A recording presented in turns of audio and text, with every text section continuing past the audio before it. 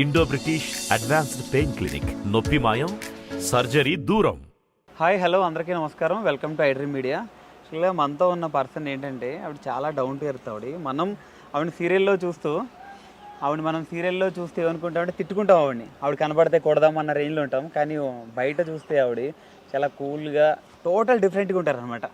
So మనతో ఉన్నారు పవిత్ర గారు. ఒకసారి ఆవిడతో మాట్లాడి ఆవిడ లైఫ్లో చాలా అప్ అండ్ డౌన్స్ ఉన్నాయి, ఒకసారి అవన్నీ డిస్కస్ చేద్దాం ఆవిడతోటి. యా, హాయ్ మేడం, నమస్తే అండి. నమస్తే. ఎట్లా ఉన్నారు మేడం? Always super. ఓకే, ఇప్పుడు త్రినయని సీరియల్లో మీ క్యారెక్టర్ చూస్తేనేమో బాగా వైలెంట్గా ఉంటుంది అందులో, బయట చూస్తేనేమో మీరు చాలా టోటల్ డిఫరెన్స్. ఎట్లా త్రినేనిలో ఉన్నది తిలోత్తమ, బయట ఉన్నది పవిత్ర. కానీ ఎక్కువ అందరూ తిలోత్తమ అనే పిలుస్తారు. సో ఎక్కడికి వెళ్ళినా, ఈవెన్ కర్ణాటక వెళ్ళినా కూడా, ఇప్పుడు కన్నడలో నేను అన్ని సీరియల్స్ చేసిన తిలోత్తమ అనే గుర్తుపెడుతున్నారు. సో అదొక హ్యాపీ ఫీల్ అది. సో మీ లైఫ్లో చూసుకుంటే మేడం, మీరు చాలా స్ట్రగుల్ అయ్యి వచ్చారు చాలా. అంటే ఐ మీన్ మీరు హౌస్ కీపింగ్ దగ్గర నుంచి సో అట్లా సేల్స్ అవన్నీ చూసుకుంటూ ఇప్పుడు ఈ స్టేజ్కి వచ్చారు. సార్ అవన్నీ చూస్తుంటే ఏమనిపిస్తుంది ఒకసారి బ్యాంక్ కొంత? నాకేం అది పెద్దగా కనిపించట్లేదు. ఎందుకంటే మన ఇండస్ట్రీలో నాకన్నా ఎక్కువ కష్టపడిన వాళ్ళు చాలామంది ఉన్నారు. సో ఇంకా కష్టపడుతూనే ఉన్నారు కూడా. సో అవన్నీ చూస్తుంటే నాదేం పెద్దగా అనిపించట్లేదు. అండ్ వన్ మోర్ థింగ్, నేను కొంచెం చాలా పాజిటివ్గా ఆలోచిస్తా. అంటే ఏది ఎలా వచ్చినా, ఏ ప్రాబ్లం ఎలా వచ్చినా దాన్ని కొంచెం ఆలోచించి అది ఎలా సాల్వ్ చేయాలో అలా ఆ రూట్లో వెళ్తాను. కాబట్టి నాకేం అంత పెద్దగా ఏం అనిపించదు. ఈరోజు 1,00,000 ఉన్నా, రేపు ₹1 లేకపోయినా కూడా నేనేం కుగ్గను. ఓకే ఫైన్, ఈరోజు లేదు, రేపు వస్తుందిలే, అలా ఉంటా. సో అందుకే మేబీ ఇలా ఉన్నాను అనుకుంటా. ఇంట్లో ఫుల్ సపోర్టా మేడం? సపోర్ట్ అంటే ఇప్పుడు ఇంట్లో నేనే అన్ని డిసిషన్ నాదే కాబట్టి సో ఎవరు ఏమీ ఇది లేదు. సో అంటే నేనేం స్టెప్ తీసుకున్నా కూడా అది కరెక్ట్గానే ఉంటుంది అనే ఒక ఒపీనియన్లో వాళ్ళు ఉంటారు. ఓకే, అంటే స్టార్టింగ్ మీరు ఇట్లా ఇండస్ట్రీకి వస్తా అన్నప్పుడు వాళ్ళ రియాక్షన్ ఏంటి? ఇంట్లో వాళ్ళ రియాక్షన్ అంటే అప్పుడు మన పరిస్థితి ఎలా ఉంది అంటే 2 times ఫుడ్ దొరికితే చాలు అన్నట్టు ఉంది పరిస్థితి. కాబట్టి సో ఓకే, ఏదో ఒక పని దొరికింది, పని చేస్తుంది అంతే తప్ప ఇంకేం అది నేను కూడా ఎప్పుడు అనుకోలేదు నేను ఒక ఇండస్ట్రీకి వెళ్తాను, నేను ఇలా అవుతాను, ఎప్పుడు నేను అనుకోలేదు. అండ్ కొంతమంది అనుకుంటారు కదా డ్రీమ్, అది అలాంటివి ఏమీ లేదు. ఫుడ్ కోసం వచ్చా, అది ఎలా తీసుకొచ్చిందో అలా వచ్చేసాను. సో ఇక్కడి వరకు వచ్చాను. అది అవునవును, డైరెక్షన్ డిపార్ట్మెంట్ నుంచే వచ్చా. ఇప్పుడు కూడా నాకు డైరెక్షన్ అంటేనే చాలా ఇష్టం. ఓకే, నెక్స్ట్ అయితే తొందరలో మిమ్మల్ని డైరెక్టర్గా చూడొచ్చు. అవునవును, ఇప్పుడు యాక్చువల్లీ స్టార్ట్ చేసుకున్నాను, సాంగ్స్ డైరెక్షన్ చేయడానికి స్టార్ట్ చేసుకున్నాను. స్మాల్ నుంచి పెద్దగా వెళ్ళాలి అన్నది నా ఇది. సో స్మాల్గా స్టార్ట్ చేశాను అన్నమాట. మీకు ఇండస్ట్రీలో ఇన్స్పిరేషన్ అంటే ఎవరు చెప్తారు? నాకు నేనే ఇన్స్పిరేషన్. బికాజ్ ఎందుకంటే ఇప్పుడు ఒకరిని చూసి నేను నేర్చుకున్నాను అనడానికి నాకేం లేదు. నా లైఫ్లో వస్తున్న నా ఎక్స్పీరియన్స్, నేను ఎక్కడికి వెళ్ళినా అక్కడ పరిచయం అయ్యే జనాలు, వాళ్ళ వల్ల నాకు వచ్చే ఎక్స్పీరియన్స్ ఇవి చూసి నేను నేర్చుకుంటున్నాను. అండ్ ఒక ఈవెన్ ఇండస్ట్రీలో కూడా అది ఒక ఎక్స్పీరియన్స్గా తీసుకుంటున్నాను తప్ప నేను ఒకరిని చూసి నేను నేర్చుకుంటున్నాను అనేది ఏమీ లేదు.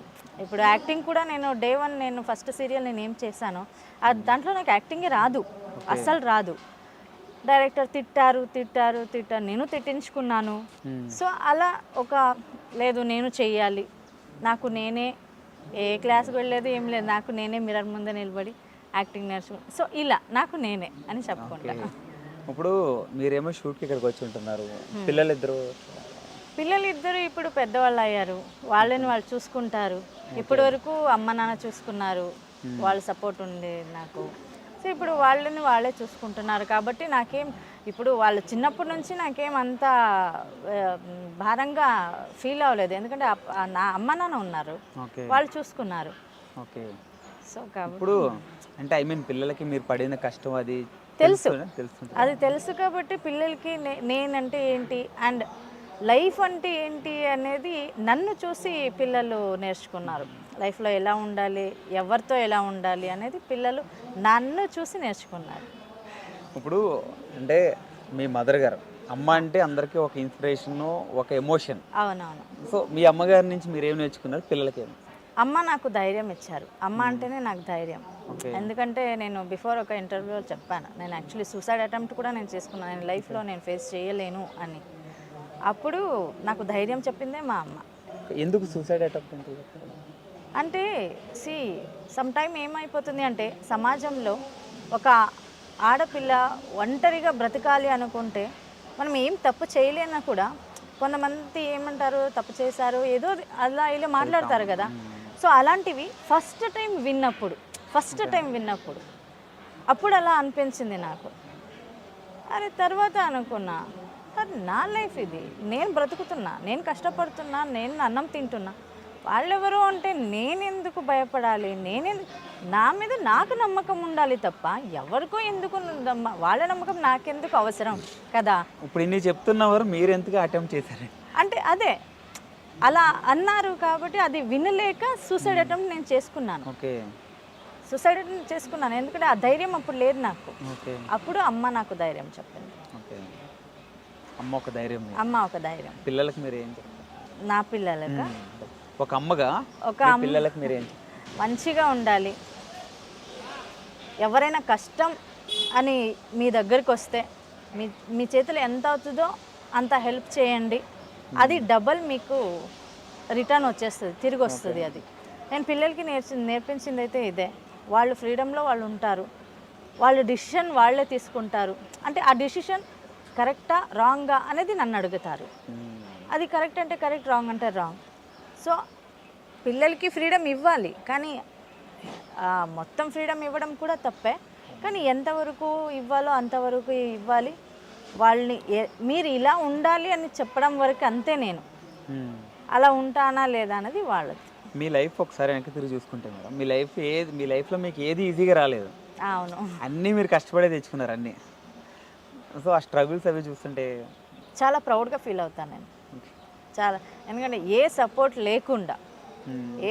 లేకుండా నన్ను నేను నమ్ముకొని నేను ఇక్కడి వరకు నేను వచ్చాను అనేది నా అచీవ్మెంట్. ఓకే, అంటే ఒకనొక టైంలో తెలుగు నాకు మాట్లాడడం రాదు, తెలుగు అర్థం అవ్వట్లేదు అని వెనక్కి వెళ్ళిపోయింది మీరు. ఇప్పుడు ఇంతమంది తెలుగు ప్రజలతోటి శభాష్ అనిపించుకుంటున్నారు మీరు మీ యాక్టింగ్తో. అది నిజంగా అదైతే నాకు ఆ రోజులు ఇప్పుడు గుర్తుకొచ్చిన నాకు నవ్వు వస్తుంది.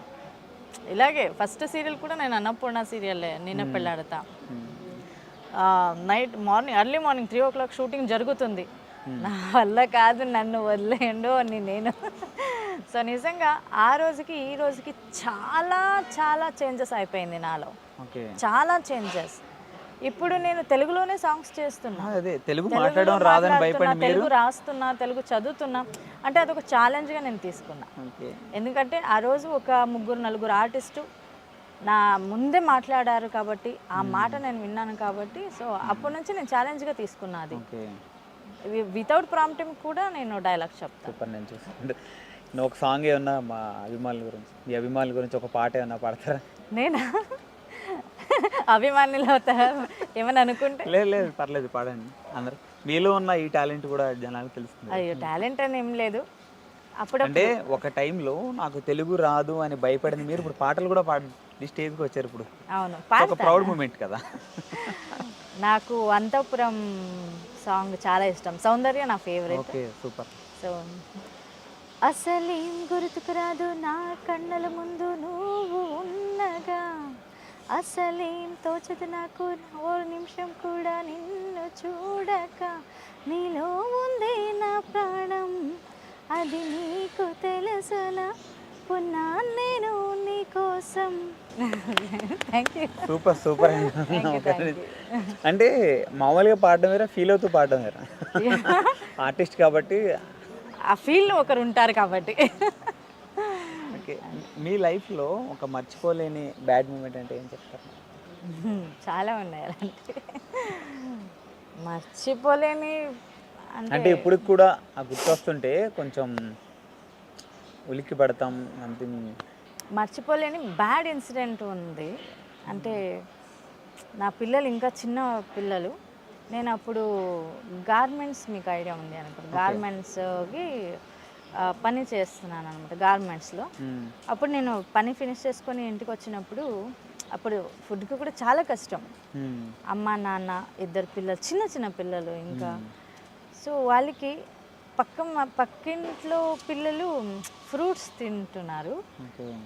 అప్పుడు పిల్లలు అది చూస్తూ నిలబడ్డారు. అప్పుడు ఆ పిల్లలు అమ్మమ్మ ఉంటారు కదా, కొట్టేశారు నా పాపని. అది నేను అసలు నా లైఫ్ లాంగ్ నేను మర్చిపోను. బట్ నేనేనా అంటే అవంతా మనకి అవ్వాల్సిందే.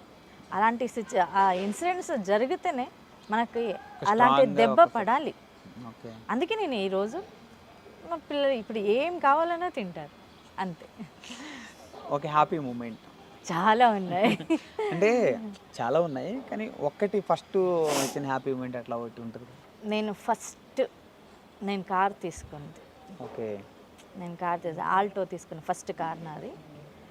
ఆ రోజు నేను ఏదో ఒక అచీవ్మెంట్ నాది అన్నట్టు ఫీల్ అయ్యాను అంతే. అంటే ఏదైనా కొన్ని చాలా జనరేషన్లు అవుతుంటే మనకి తొందరగా సక్సెస్, తొందరగా అంటే ఫెయిల్ నుంచి తొందరగా సక్సెస్ రాలేము. మీరు రెండు అనుభవించినారు, రెండు అటు బాగా డౌన్ చూసారు, ఇప్పుడు ఒక స్టార్డమ్ అంటే స్టేజ్కి వచ్చాను. ఇంకా చూడాల్సింది చాలా ఉంది. ఫ్యూచర్లో సినిమాల్లోకి ఎప్పుడు రాదు? సినిమాలు చేయాలని చాలా ఉంది నాకు, కానీ సీరియల్ చేస్తున్న వాళ్ళకి డేట్స్ అనేది ప్రాబ్లం చాలా అయిపోతుంది. సో దీని మధ్య ఒక బుచ్చినాయుడు కండ్రిగా తూర్పు వీధి ఒక మూవీ చేశాను, మంచి క్యారెక్టర్ చేశాను. బట్ అప్పుడు ఒక హోప్ పెట్టుకున్నా ఆ క్యారెక్టర్ చేసినప్పుడు. సో తెలుగు ఇండస్ట్రీ నాకు ఒక సినిమా ఇండస్ట్రీ కూడా ఇది చేయొచ్చు అని. కానీ నా బ్యాడ్ లక్ ఏమో అనుకుంటా, సినిమాలు ఏది రాలేదు. ఇక్కడే బాగా వస్తుంది కదా మీకు, బాగా వస్తుంది. అయ్యో నాకు నిజంగా త్రినయని అనేది నాకు ఒక గాడ్ గిఫ్ట్. అది అన్ని సీరియల్లో ఒకటి, ఒక సీరియల్ కొంచెం డిఫరెంట్ గ్రాఫిక్స్ అవి. ఇప్పుడు కూడా ఇది 1000 క్రాస్ అయినా కూడా టాప్ 1లోనే ఉంది project. And Annapurna starting Annapurna, అవునవును, ఎక్కడి నుంచి వచ్చా అక్కడే ఉన్నాను. అండ్ ఇదొక బాండింగ్ ఎక్కువ ఉంది అన్నపూర్ణకి నాకు. అంటే అందరూ టెక్నీషియన్స్ కానీ ప్రొడక్షన్ కానీ అందరితో నేను ఫ్రెండ్లీగా ఉంటాను. నేను మీరు చూసారేమో, నేను అంత క్లోజ్గా హ్యాపీగా ఉంటాను కాబట్టి హ్యాపీ అంతే. ఓకే, మీ లైఫ్లో బిగ్ డ్రీమ్ అన్నది ఏం లేదు. ఏదైనా ఒక డ్రీమ్ మీ లైఫ్లో, మంచి డైరెక్షన్ చేయాలి అన్నది, డైరెక్టర్ అవ్వాలి అన్నది, డైరెక్టర్ పవిత్ర జరామ్ అనే పేరు నేను తెచ్చుకోవాలి అనేది ఒక ఆశ ఉంది. సక్సెస్ఫుల్గా మీరు అనుకున్న డ్రీమ్స్ అన్నీ ఫుల్ఫిల్ అవ్వాలని, అవుతాయి కూడా. ఎందుకంటే మీరు ఎవరి మీద డిపెండ్ అవ్వకుండా మీకు మీరే కష్టపడుతూ చేస్తున్నారు ఏదైనా కానీ. అఫ్ కోర్స్, అది ఎప్పుడు నేను చెప్పేది అందరికీ అదే, మిమ్మల్ని మీరు నమ్ముకోండి. 10 మంది 10 మాటలు చెప్తారు, ఎవరిది వినకండి. మీకు సరి అనిస్తా ఓకే, లేదా కాదు ఇది రాంగ్ అనిపిస్తా వద్దు. దానివల్ల ఏమైనా నెగిటివ్ అయిందా, అదొక లెసన్. మీకు సక్సెస్ అయ్యారా, మీ అచీవ్మెంట్ నా అచీవ్మెంట్ నాది అనే గర్వంగా చెప్పుకోవచ్చు. అది నేను చెప్తా అంతే. ఇప్పుడు కన్నడ ఇండస్ట్రీలో చూసారు, ఇప్పుడు తెలుగు ఇండస్ట్రీలో కూడా చేస్తున్నారు. రెండిట్లకి కామన్ పాయింట్ అంటే ఏం చెప్తారు?